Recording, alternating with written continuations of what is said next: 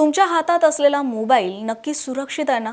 Phone जरी तुमचा असला तरी त्याचा कंट्रोल कुणा दुसऱ्याकडे असू शकतो आणि धक्कादायक म्हणजे हा कंट्रोल किंवा फोनचा ॲक्सेस नकळतपणे तुम्हीच त्याला दिलेला असू शकतो. म्हणूनच तुमचा एक क्लिकही महत्त्वाचा आहे.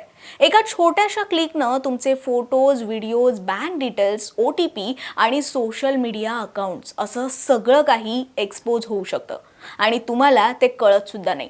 यापासून वाचायचं असेल तर वेळीच काही चुका टाळता यायला हव्यात. या चुका कोणत्या आहेत आणि फोन हॅक होण्यापासून कसं वाचायचं सगळं काही सोपं करून सांगते. फक्त चॅनलला सबस्क्राईब करायला विसरू नका. नमस्कार, मी मानसी आणि तुम्ही पाहताय महाराष्ट्र टाइम्स ऑनलाईन. कधी कधी आपल्या फोनवर एखादा मेसेज येतो की तुमचं बँक अकाउंट लॉक होणार आहे. लगेच लिंकवर क्लिक करा. हे पाहून लोक घाबरतात आणि लिंक ओपन करतात आणि मग एका क्लिकमुळे तुमच्या मोबाईलचा कंट्रोल तुमच्या हातातून निघून जातो. यापेक्षा धक्कादायक गोष्ट म्हणजे तुम्हाला कळतही नाही की तुमचा फोन आधीच हॅक झालाय. तसं मोबाईल हॅक होणं म्हणजे बहुतेक वेळा मोठं टेक्निकल हॅकिंग नसतं.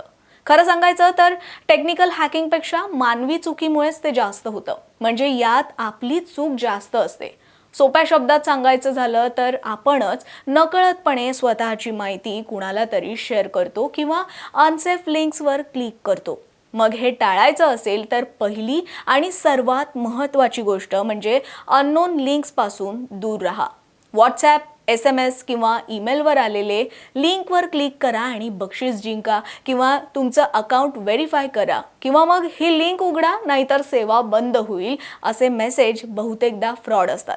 अशा लिंकवर क्लिक केल्यानं तुमच्या फोनमध्ये मालवेअर किंवा स्पायवेअर इन्स्टॉल होऊ शकतो जो तुमची माहिती चोरी करू शकतो. हे मालवेअर बॅकग्राऊंडमध्ये तुमचा डेटा ट्रॅक करत राहतं. तुमचे मेसेजेस, फोटोज, बँकिंग ॲप्स आणि पासवर्डपर्यंत ॲक्सेस मिळवू शकतं. त्यामुळे एक छोटासा चुकीचा क्लिक तुमचं मोठं नुकसान करू शकतो. म्हणूनच कोणतीही अनोळखी लिंक उघडण्याआधी ती खरोखर ट्रस्टेड सोर्सकडून आली आहे का हे डबल चेक करणं फार गरजेचं आहे. दुसरी गोष्ट म्हणजे स्ट्रॉंग पासवर्ड आणि 2 फॅक्टर ऑथेंटिकेशन वापरा. आजही अनेक लोक कुणाच्याही लक्षात येईल असे एकदम इझी पासवर्ड्स वापरतात, जसं की 1 2 3 4 5 6 किंवा मग बर्थ डेट वगैरे. लक्षात घ्या, हे एवढे सोपे पासवर्ड वापरणं म्हणजे सगळ्यात डेंजरस गोष्ट आहे. हॅकरसाठी हे पासवर्ड अगदी सोपे असतात आणि काही सेकंदातच ते क्रॅक होऊ शकतात. म्हणून एकतर प्रत्येक ॲपसाठी वेगवेगळ्या पासवर्ड्स ठेवत जा, तसंच स्ट्रॉंग पासवर्ड ठेवा. स्ट्रॉंग पासवर्ड म्हणजे काय तर असा पासवर्ड ज्यामध्ये अक्षरांसोबतच नंबर्स आणि सिम्बल्स यांचा वापर केलेला असावा, कारण असे पासवर्ड सहज ओळखता येत नाहीत. पण एवढ्यावरच थांबायचं नाही. यासोबतच 2 फॅक्टर ऑथेंटिकेशन वापरणं सुद्धा इम्पॉर्टंट आहे. 2 फॅक्टर ऑथेंटिकेशन वापरताना यात पासवर्ड टाकल्यानंतर तुमच्या मोबाईलवर OTP किंवा ऑथेंटिकेशन कोड येतो. त्यामुळे चुकून जरी कुणाला तुमचा पासवर्ड मिळालाच तरी त्याला लॉग इन करता मात्र येत नाही.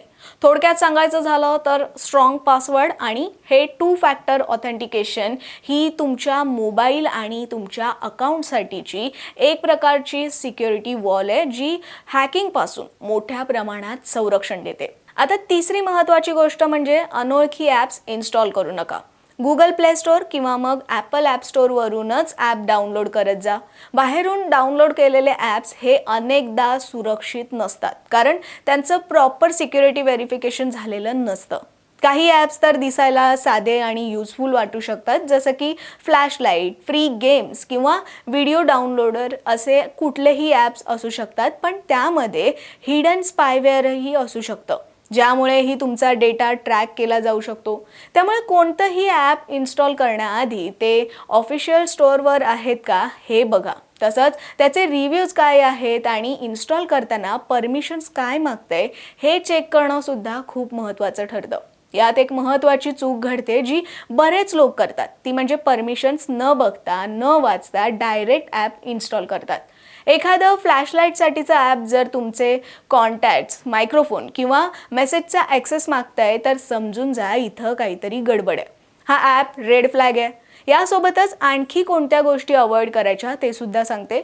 अशीच एक छोटी पण महत्त्वाची गोष्ट म्हणजे पब्लिक वायफाय वापरताना जरा विशेष काळजी घ्यायची. मॉल, कॅफे किंवा मग रेल्वे स्टेशनवर असे बरेच फ्री वायफाय दिसतील. पण अशा ठिकाणी बँकिंग किंवा UPI पेमेंट्स किंवा मग खाजगी गोष्टी लॉग इन करणं जरा रिस्की ठरू शकतं. कारण अशा नेटवर्कवर हॅकर्स डेटा इंटरसेप्ट करू शकतात, म्हणजे तुमची माहिती ते चोरी करू शकतात. अगदी सोपं करून सांगायचं तर फ्री वायफाय सोयीचे जरी वाटत असले तरी त्यावर पर्सनल किंवा फायनान्शियल कामं करणं म्हणजे थोडा धोका ठरू शकतो. यासोबतच तुमचा फोन नेहमी अपडेट ठेवा, ही सुद्धा एक महत्त्वाची गरज असते. सॉफ्टवेअर अपडेट्समध्ये सिक्युरिटी पॅचेस दिले जातात, जे नवीन थ्रेट्सपासून संरक्षण करतात. आपल्यातले बरेच जण हे अपडेट्स इग्नोर करतात आणि त्यामुळेच फोन असुरक्षित राहतो. आणखी एक महत्त्वाचा मुद्दा म्हणजे OTP कधीही कुणालाही शेअर करू नका. कोणतीही बँक, कंपनी किंवा ॲप तुम्हाला OTP मागत नाही. जर कोणी फोन करून OTP विचारत असेल तर तो स्कॅम असण्याची शक्यता जास्त असते. तसंच जर समजा तुमचा फोन अचानक स्लो झाला, बॅटरी पटपट ड्रेन होत असेल किंवा फोनमध्ये अननोन ॲप्स डाउनलोड झालेले दिसत असतील तर ते मालवेअर किंवा हॅकिंगचेच साईन्स असू शकतात. अशा वेळी ताबडतोब फोन स्कॅन करा किंवा मग एक्सपर्टची हेल्प घ्या. थोडक्यात काय तर मोबाईल सुरक्षित ठेवणं म्हणजे फक्त अँटीव्हायरस वापरणं असं नाहीये, तर ते आपल्या हॅबिट्स बदलणे. थोडी सावधगिरी स्वतःही ठेवली तर तुम्ही 90% हॅकिंग अटॅक्सपासून स्वतःला वाचवू शकता. आजच्या डिजिटल युगात मोबाईल आपल्या सगळ्यात जवळची वस्तू आणि आपली संपूर्ण माहिती असलेलं ते साधन आहे.